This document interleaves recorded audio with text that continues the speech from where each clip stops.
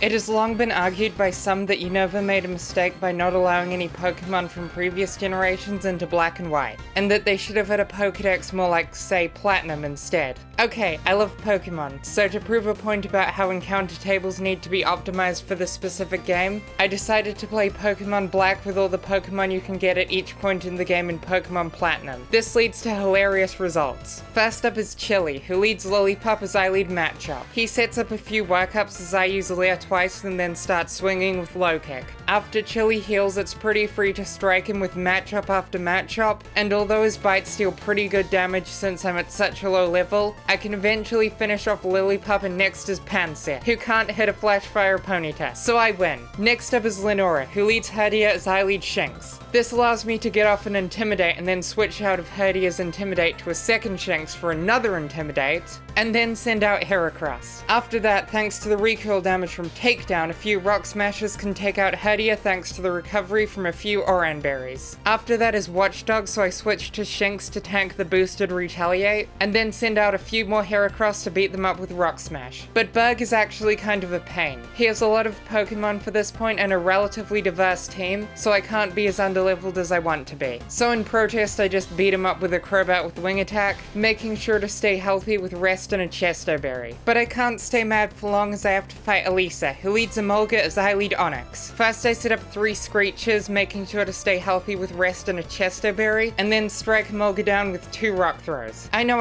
inaccurate moves, but if that didn't work, I have 3 Onix and 3 Geodude. Next up is a second Emolga who suffers the same fate as the first. Last is Zeb Striker, so after my Screeches and Rest, I can strike with a Dig before going down. But Geodude has a much higher attack stat and can therefore solve my problems. But now I have to start trying slightly more complicated strategies versus Clay. He leads Krokorok as I lead Heracross, who hits with a Rock Smash after Clay uses Torment. After a missed Swagger and an Aerial Ace, Krokorok hits with a Swagger, but I have a Person Berry, meaning that a Swagger is basically just a +2 attack for my Rock Smash. Alright, next up is Palpitoad. I switch in Carnivine, who is immune to Bulldoze and baits a Water move. And then I switch to Vaporeon, who is immune to Water and baits a Bulldoze. After doing this for a while, I can stall Palpitoad out of Bulldoze, and then set up 6 Cast and 6 Workup with Vaporeon. After the longest Magical Girl transformation of all time, I can finally fry Palpitoad with a few Scalds. Next up is Excadrill, who sets up a Hone Claws as I one-shot with Scald. When will the AI learn to switch out when it's out of PP? Whatever, next up is Skyla, who leads Swoobat as I lead Shieldon. Basically, I just need to poison them with Toxic and then heal up when necessary with Rest and a Chesto Berry. At a point, Toxic starts dealing so much damage that Swoobat gets stuck in a bit of a healing loop, but eventually they fall, and next is Swanna. I switch to Jolteon and use an Electric Gem boosted Thunderbolt as they go for Aqua Ring, which, oh come on. That's what I get for using a 0 special attack IV 0 EV Jolteon, I guess. Whatever, after a few Bubble Beams and Thunderbolts, next up is Unpheasant, who can barely scratch a shield on, so it's another Toxic still with Rest and a Chesto Berry. Alright, next up is Brycen, who leads Vanillish as I lead Vaporeon. After an Acid Armor and a Toxic, I start to set up Curse as they go for more Acid Armor. Once they finally start attacking, they have to use the quite weak Mirror Shot, allowing me to set up a few more Curses as Brycen heals them, and then eventually falls. Next up is Beartic, so I heal up with Rest and then Poison. Beartic does get in a sneaky Swagger before I can reset my Substitute, but it's fine, we're fine. Last is Cryoganu, who breaks my Substitute with a Psybeam as I hit with a Toxic. I'm down a Chesto Berry, so I have to just rest normally, but Cryoganu's Psybeam isn't that strong, so we're fine. Did I just sweep Brycen with a level 19 Vaporeon? I guess. Whatever, next up is Iris, who leads Fracture as I lead Lucario, who, once again, uses Toxic. I promise this is the last Toxic stall in the video. I can then set up a substitute as Fracture continues to Dragon Dance. But this is an avatar, so that won't give them any fire moves, so I can just spam Protected Substitute, as Fracture struggles with the fact that their best move is Dragon Tail, which has negative priority and therefore cannot stop me. Because I can just reset my substitute and heal with the Citrus Berry, I'm really safe as Dredagon comes out. And after I poison Dredagon, I am again safe as their best moves, Revenge and Dragon Tail, activate after my substitute, meaning that after a bunch of substitutes and Protect, last is Haxorus. Unfortunately, I'm down a substitute, so after I set Toxic, Lucario finally falls. But they also mostly want to use negative priority Dragon Tail, so a second Lucario can stall them out no problem. Or not. It's fine, we're fine.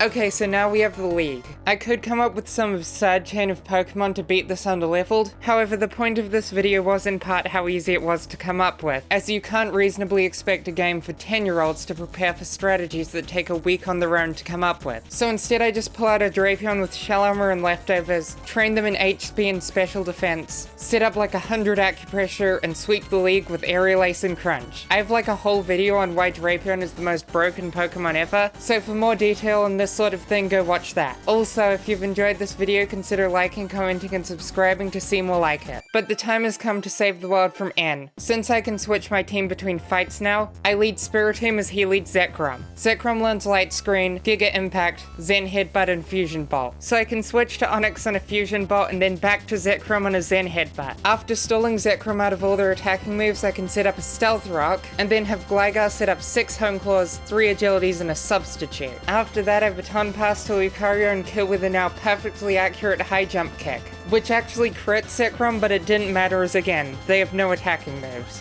Next up is Zoroark, Klinklang, Caracosta, who's the reason I needed Stealth Rock, Vanillux, and finally Archeops. But even though I can beat Ghetsis with this team, I actually choose to lose to him to come back with a lower level one to show off. Anyway, he leads Cofagrigus as I lead Spiritomb, who falls to a Shadow Ball. Next up is Onix, who sets up a Stealth Rock with Sturdy. After that is Skunky, who is immune to both Toxic and Psychic and baits Shadow Ball, allowing me to switch to Clefairy, whose Magic Guard makes them immune to Toxic, and is immune to Shadow Ball and baits Psychic. With some careful uses of Protect to even out the PP, I can stall them out. Switch to Gligar, set up a Substitute to become immune to Toxic, and then set up 6 Home Claws and 3 Agilities. After that I can baton pass to Lucario and then hit Cofagrigus with a Toxic. I know, but I needed the chip damage to reliably kill Cofagrigus with a few Shadow Claw. And it's not really a Toxic stall, more just some convenient numbers fixing. Anyway, next is Hydreigon, who falls to a high jump kick, as does Bouffalant, Seismitoad, Electros, and Bisharp. Well, that was fun. But anyway, I'm Lightheart, and always remember, sometimes more restrictions on what you can do lead to more options, not less, resulting in more teams that aren't just Cresselia, Heatran, Amoonguss, Landorus, and Kangaskhan.